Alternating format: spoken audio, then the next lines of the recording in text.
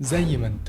أسوأ تقديم لصفقة في الأهلي خلال آخر كام سنة. عيط يا ودادي. رسميا الأهلي يعلن التعاقد مع المغربي أشرف داري لمدة 4 سنين قادما من نادي بريست الفرنسي. يذكر إن المدافع صاحب ال 25 سنة فاز ببطولة أفريقيا مع نادي الوداد اللي خدوها مننا في 2022، غير إنه لعب في كأس العالم الأخير وسجل هدف ضد كرواتيا في مباراة تحديد المركز الثالث والرابع. والصفقة دي كانت هادية كده، تحسها خلصت بسرعة، اتعملت فجأة. لحد دلوقتي الأهلي تعاقد مع يوسف أيمن ويحيى عطية الله وأشرف داري، وفي انتظار الإعلان عن صفقة عمر الساعي. لكن مش ده المهم، إيه فيديو التقديم ده؟ إيه اللي أنت قلته ده بس يا محمد فراج؟ فيديو تقديم ممل جدا بمعنى الكلمة، تحسه حلقة مسلسل كده. تيم السوشيال خذلونا المرة دي. بس الأهم إن الفيديو في خلال ساعتين جاب نص مليون رياكت وأكتر من 4 مليون فيو، غير لما تيجي تبص الفيديو تقديم نادي الهلال اللي كانسيلو اللي هتلاقيه لحد دلوقتي ما عداش ال 7000 رياكت بس. وده بيعكس شعبية النادي الأهلي في الوطن العربي. وفي النهاية نتمنى التوفيق لنادينا العظيم في اللي جاي. بس أنا عمر هاني ودي صفحتي حدوتة من المدرج. ما تنسوش اللايك والفولو لو تيك توك.